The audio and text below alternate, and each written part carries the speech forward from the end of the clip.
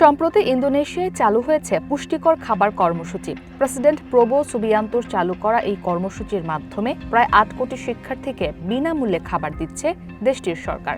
কিন্তু চলতি সপ্তাহে এই কর্মসূচির আওতায় দুপুরের খাবার খেয়ে ১,০০০-এর বেশি শিক্ষার্থীর অসুস্থতার কথা জানিয়েছে কর্তৃপক্ষ।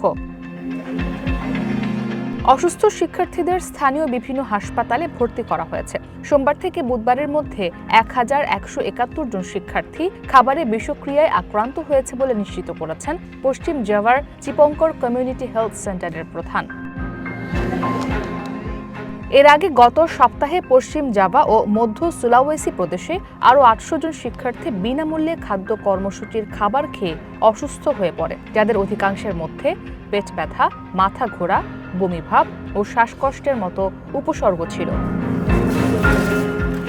বিনামূল্যে বিতরণ করা এই খাবার খেয়ে শিক্ষার্থীদের অসুস্থ হওয়ার পেছনে রান্নায় গাফিলতি এবং মেয়াদোত্তীর্ণ উপকরণকেই দায়ী করা হচ্ছে। এ সপ্তাহে তাদের দেয়া খাবারের মধ্যে ছিল সয়া সস, মুরগি, ভাজা টোফু, সবজি ও ফল। এসব খাবার তৈরিতে মেয়াদোত্তীর্ণ সস ব্যবহার এবং ভাজা মাংসে বিষক্রিয়ার যোগসূত্র পাওয়া গেছে। ইন্দোনেশিয়ার জাতীয় পুষ্টি সংস্থা জানিয়েছে, চিপঙ্করে গত সপ্তাহে পুষ্টি সেবাদানকারী ইউনিটের প্রযুক্তিগত ত্রুটির কারণে খাদ্যে বিষক্রিয়া ঘটেছে। ফলে এই এলাকায় কার্যক্রমটি স্থগিত রাখা হয়েছে।